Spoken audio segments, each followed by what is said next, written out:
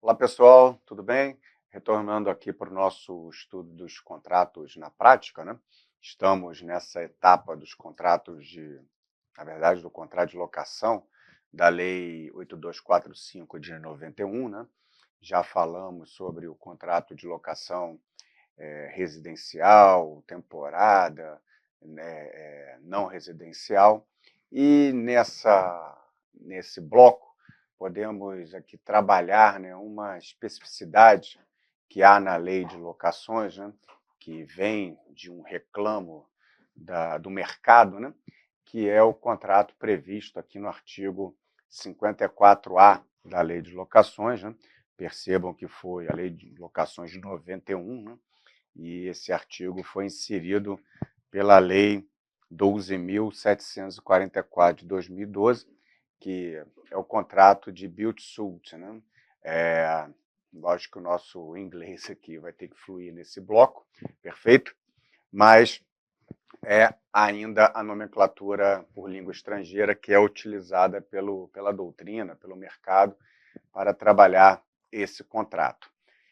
Como vocês observam, né, temos apenas um único dispositivo acerca desse tema e é importante que a gente tenha conhecimento até na hora de assessorar algum cliente, algum empresário que queira desenvolver o seu ramo empresarial em um determinado local, e o build-to-suit é uma possibilidade que é colocada pelo legislador para esse investidor, para esse que pretende empreender. Né? Então, esse contrato, assim como o contrato de superfície, né, ele dá uma dinâmica ao ramo empresarial e atende ao interesse das partes que estão em jogo. Por quê? Você vai ter ali, e essa é a principal finalidade, né, você vai ter ali uma pessoa, né, um empresário que quer desenvolver a sua atividade, um empreendedor, um investidor, enfim, e ele precisa de um local próprio para estabelecer o seu negócio, o seu comércio, com as especificidades da sua empresa. Então, nem sempre ele vai achar um imóvel no centro urbano que atenda às suas necessidades. E, ao mesmo tempo, ele não quer despender um numerário para comprar um terreno, levantar uma construção conforme ali os seus interesses. Isso vai trazer um custo desnecessário para ele, onde poderia pegar esses valores e empreender em uma outra dinâmica do seu negócio. Então, ele busca um construtor, né, para que esse construtor adquira o terreno e construa ali o imóvel, né, o prédio, enfim, o galpão, a casa, conforme os interesses desse empresário. Então, veja, mas qual é a vantagem para essa pessoa que vai, então, ter esse custo inicial de adquirir um terreno e construir? Ora, para essa pessoa que ela já tem o cliente para quem ela vai ofertar o imóvel posteriormente. Então, para o construtor, ele não tem aquela necessidade de ter custos com propaganda, marketing, corretor e todas outros ônus que há na hora de desenvolver um empreendimento imobiliário. Então, ele já tem o cliente dele. Então, você tem você vai unir a fome à vontade de comer, perfeito? E essa cessão ela é feita mediante a cessão da posse, por um tempo determinado, onde esse empresário, agora locatário, irá explorar aquele imóvel por um determinado período de tempo. Então, essa é a ideia do build-to-suit, e um contrato que já se desenvolvia no mercado e que veio positivado, então, em 2012, no artigo 54A. Então, vocês percebam que, num primeiro momento, a gente encontra aqui dois contratos que podem ser desenvolvidos. A gente vai ter ali um contrato de empreitada, perfeito? Onde vai ser construído um imóvel no interesse do futuro locatário, e, posteriormente, a gente vai ter um contrato de locação não residencial, porque, enfim, ele é alocado para questões ali empresariais e comerciais daquele empresário. Perfeito? Como acabei de falar, a gente tinha essa ideia, esse desenvolvimento no mercado, mas sem uma legislação específica sobre o tema, tá bom? Então, em 2012, o legislador resolveu trazer para nós essa possibilidade no artigo 54A, que diz aqui no seu caput, primeiramente, né? Na locação não residencial de imóvel urbano, na qual o locador procede à prévia aquisição, construção ou substancial reforma por si mesmo ou por terceiros do imóvel, então, especificado pelo pretendente à locação, a fim de que seja este locado por prazo determinado, prevalecerão as condições livremente pactuadas no contrato respectivo e as disposições procedimentais previstas nessa lei. Então, vocês observam aqui por essa redação, ora, a gente só tem um único dispositivo. Então, professor, então não tutelou nada, só tem um dispositivo.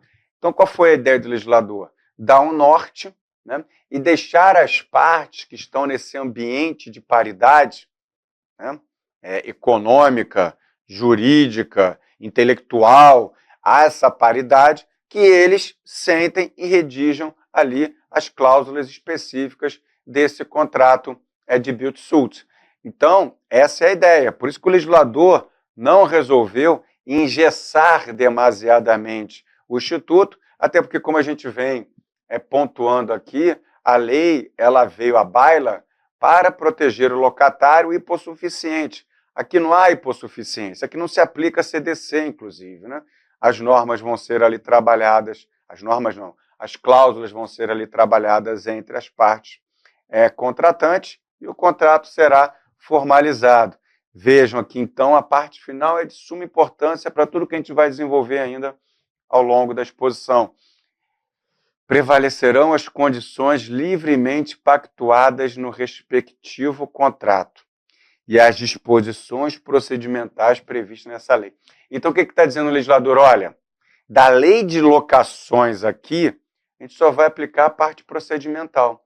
A gente só vai aplicar a parte das ações que vão tutelar as locações. Então, ação de despejo, consignação de chaves, revisional, renovatória. Então, as disposições procedimentais estão previstas a partir do artigo 58. Então, vejam que, por mais que esteja inserido na lei de locações, o próprio legislador exclui esse contrato da parte inerente ao direito material, e entrega apenas a parte procedimental. Ok? Nada impede também desse contrato ser pactuado pela administração pública. E é bem interessante. A administração pública não tem interesse em usar o erário para adquirir um terreno, construir um imóvel para ali desenvolver a sua atividade pública, né? Então, ele acha melhor chamar a iniciativa privada adquire o terreno, constrói o bem conforme o interesse público e o poder público explora aquele bem por meio de pagamento de aluguel. Ok? Tranquilo? Enfim, se tiverem interesse em anotar, temos aqui um conceito para esse contrato e depois seguiremos falando sobre a classificação e dentro da classificação pontuando aquilo que há de relevante dentro desse ambiente contratual, né? Então, se quiserem anotar, trata-se de um contrato atípico, né? Isso é importante, porque, veja, a gente acabou de dizer que aplica-se apenas a parte procedimental. Né? Então, na raiz, não é um contrato de locação. Ah, mas está na lei de locações. Vamos explorar isso. Trata-se de um contrato atípico em que o empreendedor, futuro locador, não é isso? Reforma, assim como está na lei, né? Ou edifica determinado imóvel que ele adquire, sob medida ao ocupante, futuro locatário, né? E quando finalizada a obra, cede a ele a posse desse bem, mediante contrato, entre aspas, de locação, por prazo determinado e mediante o pagamento de um valor correspondente, que será aqui também chamado de aluguel. Tá bom? Então, feito esse conceito, podemos explorar, então, essa classificação. E a primeira classificação que nos apresenta aqui é exatamente essa que traz a maior dúvida, né, e vai repercutir em várias outras questões que temos para falar aqui, né? Então, ele é um contrato atípico. E por que chegamos à conclusão de que ele é um contrato atípico e a doutrina defende isso com a maior naturalidade? O contrato atípico é aquele contrato que não foi pensado pelo legislador, né? O legislador não é capaz de desenvolver tudo aquilo que a mente humana pode produzir.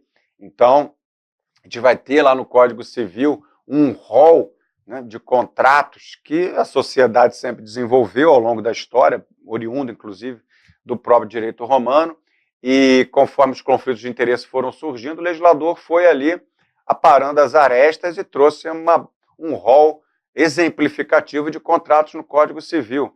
Quando não foi possível estabelecer no Código Civil, o fez por leis esparsas, como a lei de locações, aqui para locações residenciais, que locação de coisas está no Código Civil, alienação fiduciária de bem imóvel, e tantos outros contratos que a gente, por exemplo, o contrato de seguro agora está vindo, tá vindo em lei esparsa, ok? Então, são contratos que são desenvolvidos a partir da sociedade que o legislador resolveu, então, pontuar e tutelar. Agora, quando o legislador não atinge essa dinâmica do ser humano, a gente está diante de um contrato atípico. Estando diante de um contrato atípico, né, ele vai ser regido pelas próprias cláusulas contratuais daquele contrato. É claro que, por ser um contrato, a parte geral do Código Civil a ele vai ser aplicado. Então, não há dúvidas de que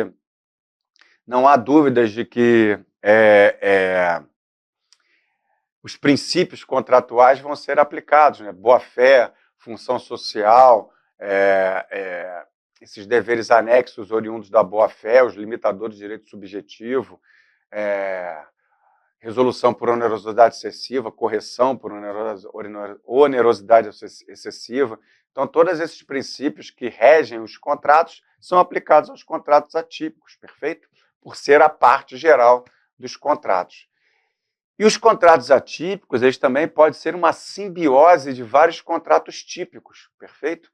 Então, você reúne num contrato específico vários pontos de contratos já produzidos e tutelados pelo legislador. Então, um exemplo clássico que a gente pode dizer aqui é o contrato de aluguel de cofre, né, em estabelecimento bancário.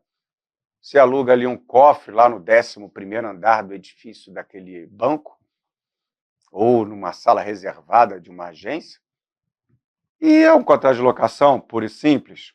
Não, você não está ali numa posse direta efetiva, você tem que pedir autorização para entrar, né? É um contrato de depósito clássico, porque o depositário fica com bem, aí você pode o tempo todo ali entrar, sair, trocar os objetos. É uma cessão de uso, perfeito, mas a cessão de uso, como que ela se estabelece? A partir da vontade das partes. Então, você vai ter ali vários contratos para formar esse contrato de aluguel de cofre, estabelecimento bancário, tutelado pelos princípios que regem os contratos em geral, inclusive no que tange a responsabilidade civil. Perfeito? E o contrato de BS, né, que a gente costuma dizer, o build-suit, é um desses exemplos, porque a gente vai ter aqui uma simbiose de contratos para dar origem a esse contrato atípico, né? Então, a gente vai ter lá na origem uma compra e venda, a gente vai ter depois uma empreitada e a gente vai ter dinâmicas do contrato de locação, formando, então, esse contrato de build-suit, tá bom? É um contrato oriundo da manifestação de vontade, ele não se confunde, né, que eu pontuei lá no iniciozinho, ele não se confunde com o contrato de superfície, né? O contrato de superfície é um direito real, é um contrato de direito real. E a diferença aqui, lá também no contrato de superfície, a gente une a fome à vontade de comer, porque você vai ter um investidor que não quer adquirir um terreno para ali erguer o seu empreendimento.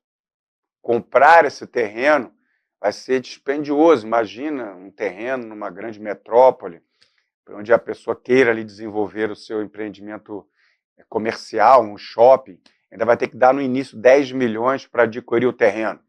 Então ele pensa, pô, esses 10 milhões eu já estou construindo shopping. Né?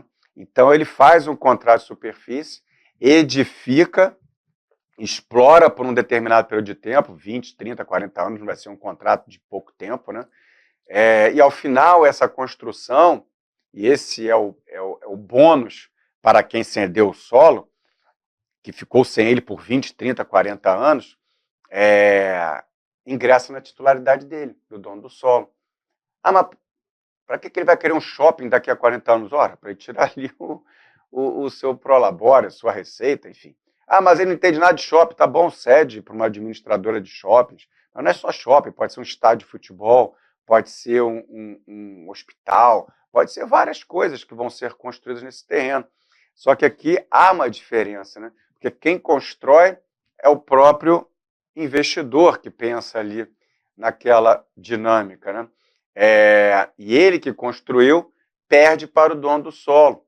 No build-to-suit, não. Quem constrói fica com a coisa, né? Só dá em locação àquele que pretendeu investir. Mas são duas dinâmicas que atendem à função social da propriedade e trazem esse impulso econômico às atividades empresariais. Perfeito? Então, dito isso, no próximo bloco vamos dar sequência às nossas classificações, começando pelo contrato bilateral. Até daqui a pouquinho.